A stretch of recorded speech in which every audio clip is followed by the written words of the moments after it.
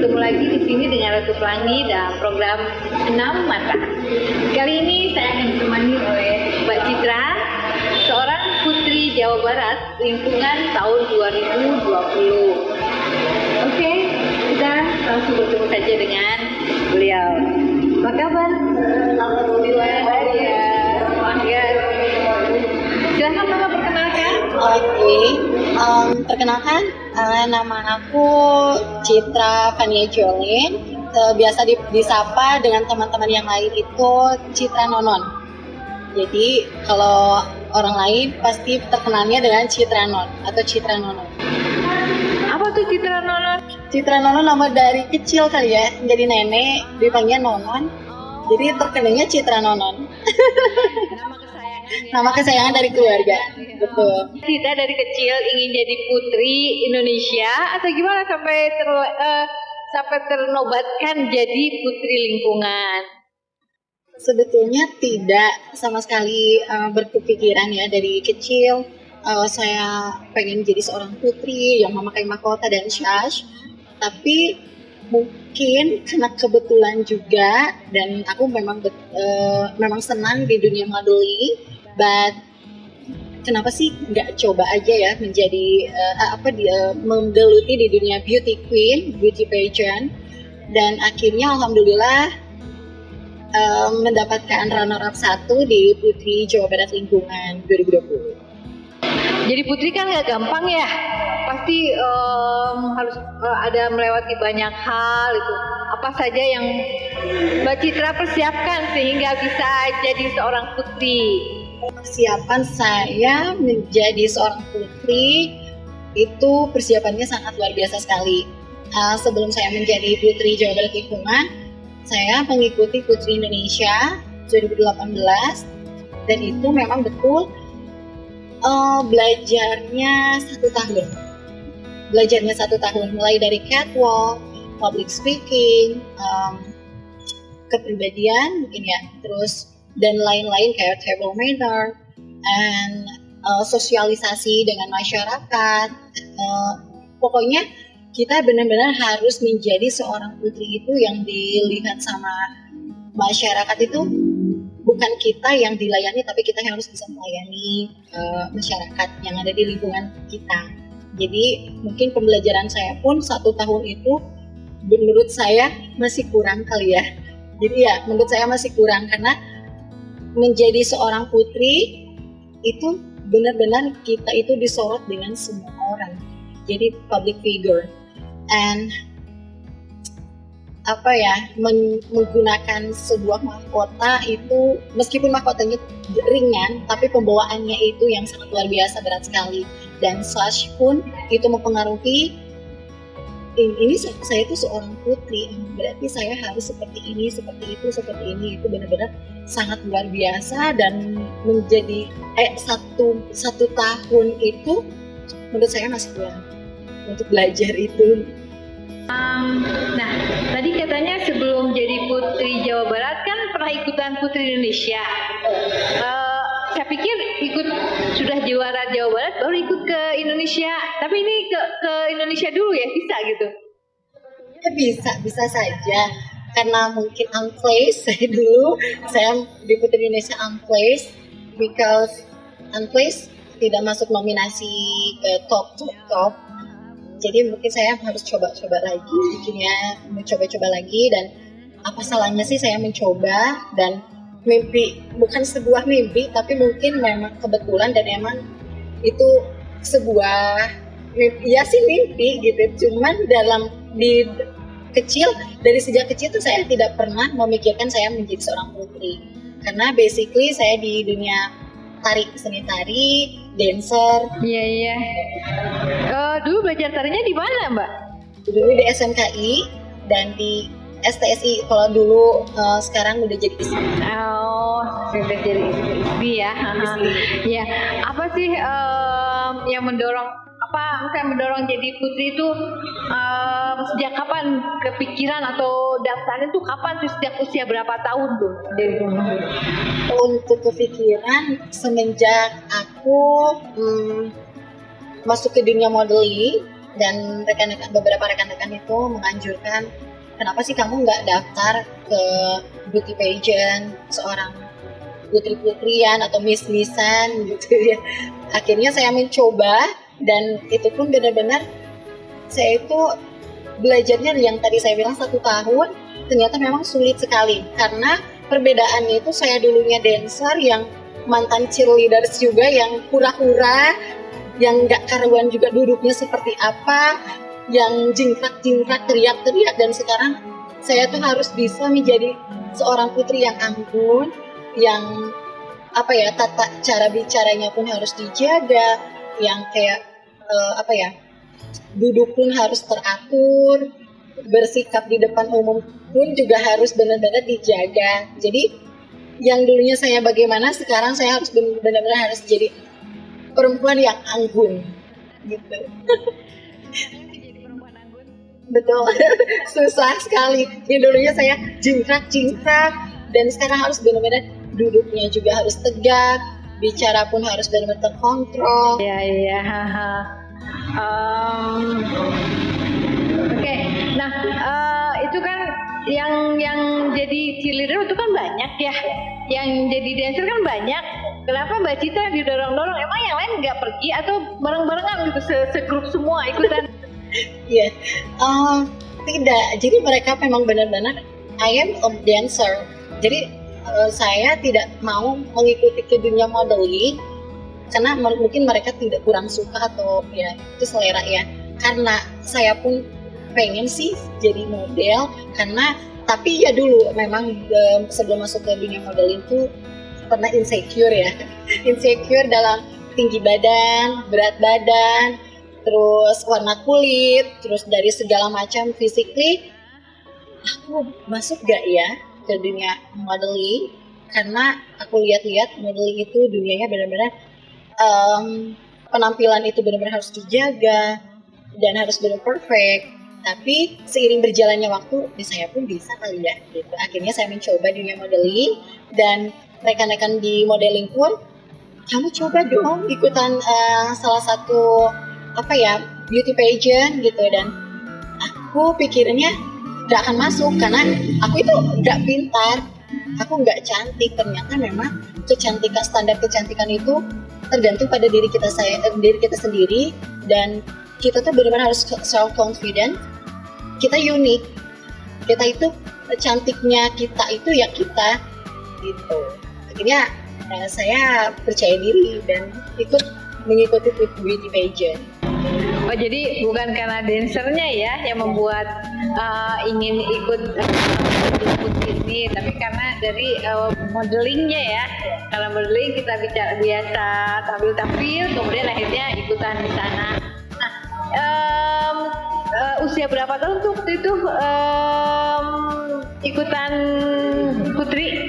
25. Oh, masih bisa ya 25 ya? Mentoknya 26. Oh, mentok 26. Jadi paling tua itu 26. Setelah itu nggak bisa ikut Putri ya. Biasanya kan yang melangkung di usianya 20-an ya. 22 biasanya kalau saya lihat-lihat itu. Oh, tidak. Kalau Putri Indonesia atau Miss Indonesia biasanya rata-ratanya 25 sampai 26 sih. Nah, oke.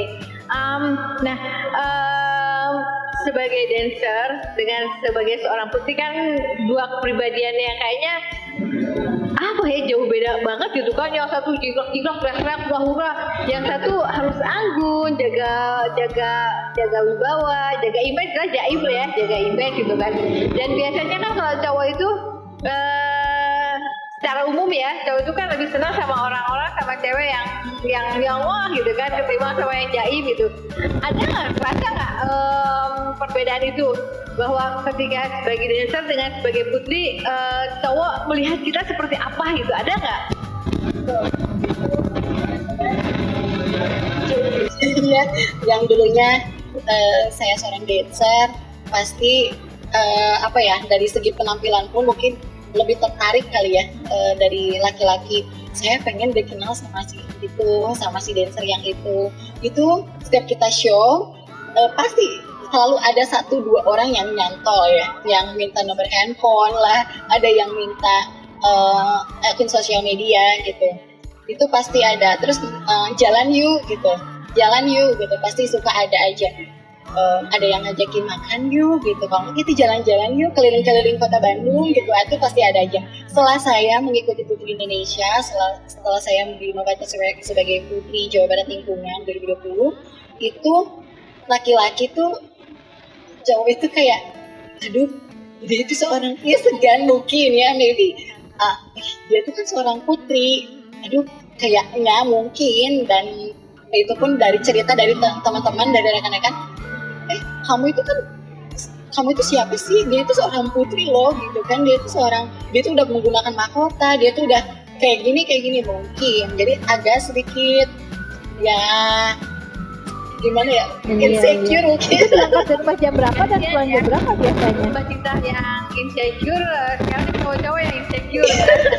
Mbak Citra, apa sih tugas Putri Lingkungan itu yang selama ini dijalankan sama Mbak Citra? Iya, kalau untuk menjadi seorang Putri Jawa Barat Lingkungan itu, saya pribadi lebih mengkampanyekan tumbler yang berisikan jadi Stop Single Use Plastic. Jadi buat anak-anak dan untuk kaum milenial zaman sekarang itu lebih banyak yang pengennya instan. Jadi lebih pengennya saya pengen beli es dan itu tuh sekali pakai. Dan saya itu mengkampanyekan si tumbler dan membagikan beberapa ratus tumbler ke panti asuhan dan ke jalan-jalan selama kita menjadi seorang putri lingkungan, itu agar masyarakat khususnya di Kota Bandung, Jawa Barat ini lebih menggunakan tumbler, membawa tumbler itu kemana-mana, agar mereka membawa minuman itu dari rumah saja, biar tidak membuang sampah sembarangan.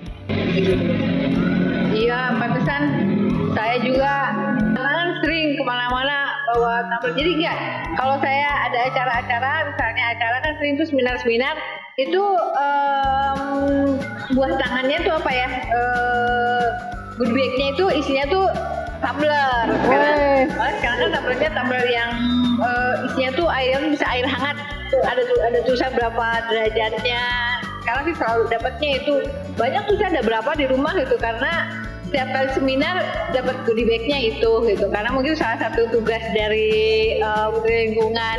Kira-kira merasa berhasil nggak mengkampanyekan itu? Alhamdulillah berhasil, dan alhamdulillah juga masyarakat semua menerima, dan dari bapak-bapak yang penting dan ibu-ibu yang penting pun setiap kita mengedukasikan tentang tumbler itu diterima dengan baik, dan dibagikannya pun diterima dengan baik oleh masyarakat, sehingga tidak sia-sia saya mengkampanyekan tumbler. Dan setiap ada acara dimanapun, siapapun itu pasti hadiahnya dapatnya itu tumbler. Tumblernya itu dapat dari mana ya itunya, dananya untuk dibagikan? Kalau soal dana mungkin agak sedikit dari yayasan, sedikit dari saya pribadi pun juga iya, karena saya pribadi pun juga memang betul. Kenapa sih saya tidak jadi kayak pikirnya saya menjadi seorang putri itu saya harus berguna untuk semua orang. Saya harus bisa menjadi inspirasi khususnya untuk perempuan-perempuan yang ada di Kota Bandung, Jawa Barat, ya Indonesia. Kenapa sih kita sebagai seorang perempuan, kita apalagi seorang perempuan, kita harus bisa menjaga kebersihan, betul. Nah, salah satunya itu ya kita contoh jangan membuang sampah sembarangan. Kita kemanapun kita harus membawa tumbler atau tempat makan di rumah, agar kita makan dimanapun kita tidak membuang sampah sembarangan. Iya, tapi itu kan main tapi aja. Maksudnya gini, dari yayasan ada yayasan Putri mungkin ya, ada Putri Indonesia, kita jangan merogoh uang kotek sendiri. Apa yang memang dari yayasan kita dibayar nih sebagai Putri Lingkungan, atau memang Mbak kerja di tempat lain? Oh, kalau selama kita menjabat itu kita benar-benar dalam kontrak ya, sistemnya kontrak per tahun. Karena kemarin pandemi, jadi yang tahun 2020 itu di 2 tahun, jadi ke 2021. Nah, jadi 1 bulan 1 kali itu dapat sih dari yayasan, 1 bulan 1 kalinya. Contoh dari kebutuhan kita, apapun yang kita inginkan, kita yang saya pengennya ini tuh gini, ini tuh seperti ini, itu selalu diaksesi dengan baik, selalu diterima dengan baik, dan alhamdulillah semua putri-putrinya tuh berjalan dengan lancar. Dia menjalankan tugasnya pun juga alhamdulillah lancar.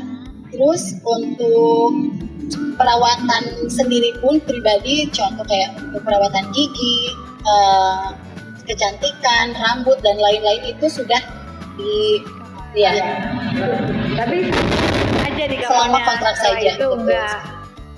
Jadi selama di kontrak itu Tidak. oh Tidak. jadi keluar dari tempat kerja Betul sebelumnya. Oh itu nggak nyesel? Tidak sih, karena mungkin ya sebuah cita-cita pun juga iya. Saya sekarang tuh saya seorang putri, dan pikirannya saya kerja dimanapun pasti insya Allah mungkin selalu diterima dengan siapapun. Gitu. Saya kerja apapun pasti diterima karena basically I am putri gitu.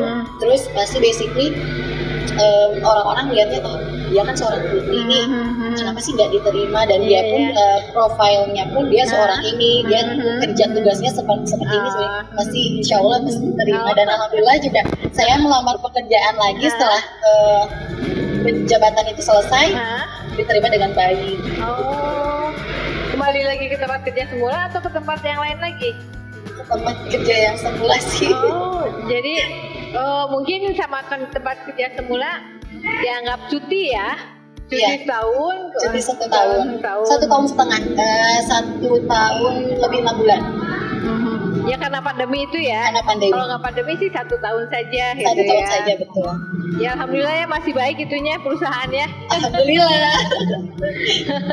Nah hidup itu kan tidak selamanya menyenangkan ya. Betul Pasti sekali. ada hal yang bikin kita nyaman, kita nggak enak, kita sedih, kita berduka. Sebagai putri nih apa hal yang paling membuat tidak nyaman? Ya. Lebih tidak nyamannya itu kan karena kita seorang putri, justru lebih banyak yang disorot ya sama publik dan masyarakat, karena dari segi penampilan pun saja kita pasti disorot. Contoh hal kecil, kita mau keluar saja kita harus benar-benar perfect. Kalau kita pakai sandal swallow, sandal jepit, terus penampilan kita biasa-biasa saja, itu pasti suka ada salah satu media yang suka menyorot. Karena kamu itu seorang putri, kamu itu seorang inspirasi untuk semua perempuan. Kenapa sih kamu penampilan saja begitu? Gitu. Jadi kita tuh sebetulnya kayak semacam apa ya? 50% kita manusia, 50%-nya kita boneka. Ya, Barbie gitu, karena ya semua dari penampilan pun kita benar-benar harus dijaga betul-betul, dan apa ya, kayak semacam kecantikan pun itu menjadi sorotan. Dari setiap apapun pasti kamera dapat. Setiap hari bertemu dengan kamera. Karena harus photoshoot, ada casting, ada acting, ada kita syuting dan lain-lain, itu pasti. Jadi penampilan itu nomor satu, dan apa ya, kayak aduh beban sih enggak ya, cuman mungkin PR aja sih. Jadi walaupun sudah tidak sudah tidak lagi berprofesi sebagai putri, penampilan kita tetap harus full. Betul ya, sekali, harus dijaga. Jaga image. Betul sekali. Betul. Jadi itu membuat nyaman apa nggak nyaman tuh? Nggak asik atau gimana tuh? Awalnya tidak nyaman karena yang tadi saya bilang, basicnya saya di dancer dan sekarang saya menjadi seorang putri dan saya seorang model. Ya penampilan benar-benar harus dijaga. Itu mau kemanapun, dimanapun, kapanpun. Bahkan saya mau tidur pun kadang-kadang suka, karena mungkin sudah terbiasa, aduh bersolek dulu kali ya gitu. Iya, belum cuci muka, atau aduh belum nyisir gitu. Kadang udah terbiasa, karena waktu dulu selama menjabat itu jam 5 pagi atau jam 4 pagi itu kita benar-benar harus standby on makeup, hairdo, dan penampilan itu benar-benar harus on. Jadi kita mau ketemu dengan, misalkan saya mau bertemu dengan bapak ini yang penting, misalkan kita ke gedung apa, kita benar-benar harus dari pagi, sejak pagi banget kita benar-benar harus udah on makeup. Kadang kita tuh mandinya suka malamnya, gitu. Keramas dulu tuh malamnya sebelum kita tidur. Jadi bukan kita bangun tidur. Kadang karena pasti takut juga keburu. Kadang-kadang make up dulu kali ya. Nanti pas bangun tidur tuh udah cantik gitu. Tapi kan sudah ada hair stylist, terus makeover. Jadi ya udah kita mandi dulu aja kali ya. Nunggu kering rambut. Nanti pagi-pagi tuh kita udah cantik, udah on. Iya, gitu. iya. Ternyata cantik itu ya resiko ya, semua pekerjaan ya ada resikonya gitu. Ada ini nggak ke depan capaian-capaian ataupun rencana-rencana ke depan yang ingin diraih sama Mbak Citra apa tak? Aku sih sekarang lebih pengen mencoba di dunia politik. Ya, mencoba di dunia politik jauh banget karena selama saya menjabat di Putri itu ketemu dengan orang-orang politik, hukum, dengan dunia-dunia seperti itu mungkin itu challenge buat aku gitu. Saya seorang dancer, saya seorang model, tapi saya pengen berpikiran saya pengen jadi orang politik di dalamnya. Misalnya apa tuh orang politik itu? Apakah jadi legislatif atau jadi camat atau jadi bupati atau jadi gubernur, jadi presiden? Bupati atau enggak gubernur kali ya? Gitu, wes mantap. Ya Jawa Barat kita gubernur perempuan udah ada belum ya? Kayaknya belum ya? Belum ada ya. Kalau bupati mungkin sudah ada tuh. Sudah ada. Oh, bupati saya nih ilmu politiknya minim. Iya, jadi itu challenge. Bisa gak ya saya mencoba di dunia politik gitu. Makanya insya Allah saya pun pengen nanti meneruskan pendidikan itu lebih ke dunia politik. Jadi mau ambil S2-nya di politik. Betul. Di politik. Aduh. Tapi ya semua orang kan punya jalan cerita ya. Orang tua nggak masalah Mbak Citra ikutan di politik? Tidak ada masalah sama sekali. Cuman karena sekarang waktu dulu kerjanya saya seorang pramugari, orang tua memang kurang mengizinkan. Selama saya menjadi pramugari, orang tua memang tidak mengizinkan. Dan setelah, karena berkah juga mungkin si pandemi ya, si pandemi ini berkah mungkin untuk orang tua saya tidak jadi meneruskan di pramugari dan menjadi seorang announcer di salah satu penerbangan dan mencoba di politik. Saya sudah ngobrol juga, kenapa tidak? Ya itu kan urusan kamu. Yang penting orang tua itu mensupport, mendoakan yang terbaik untuk kamu. Ya, asik banget ya. Ini inspirasi lagi buat para perempuan. Jadi katanya ya tadi Mbak Citra tuh insecure karena ngerasa nggak pintar, ngerasa nggak cantik, ngerasa mungkin orang biasanya namanya cantik tuh identik dengan putih ya, putih, tinggi, langsing gitu kan. Tapi ternyata wajah Mbak Citra yang eksotik itu ternyata bisa menunjukkan bahwa bisa menjadi seorang putri. Putrinya juga nggak main-main, bukan di tingkat kecamatan, di tingkat Jawa Barat. Oke deh, barangkali Mbak Putri Mbak Citra ada yang mau disampaikan sama para perempuan yang untuk bisa memberikan gambaran atau wawasan inspirasi untuk semua perempuan. Your belief, kamu percaya kalau kamu itu cantik, kamu unik, jangan insecure dengan warna kulit kamu gelap atau putih, rambut kamu keriting atau lurus, badan kamu gemuk atau kurus, tinggi badan kamu pendek atau tidak, itu sebetulnya menjadi diri kamu sendiri saja kamu sudah cantik. Jadi jangan pernah kamu merasa insecure dengan perempuan-perempuan lain di luar sana, dan kamu tetap harus menjadi diri kamu sendiri, dan kamu tetap harus menerapkan diri kamu itu, saya seorang perempuan yang cantik, saya jenius, saya pintar, dan saya layak untuk semua orang diterima dengan baik. Saya ini seorang perempuan yang cerdas, bijak, dan cantik dari hati. Oke, demikianlah bincang-bincang kita dengan Mbak Citra bahwa menjadi perempuan saja itu sudah cantik. Belum lagi kalau dia putih dan apapun tadi siapapun kondisinya, seorang perempuan pasti cantik.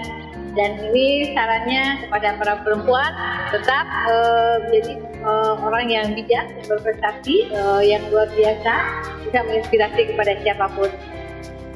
Terima kasih atas kunjungannya di sini. Sampai ketemu lagi di sini dengan saya, Ratu Tuan.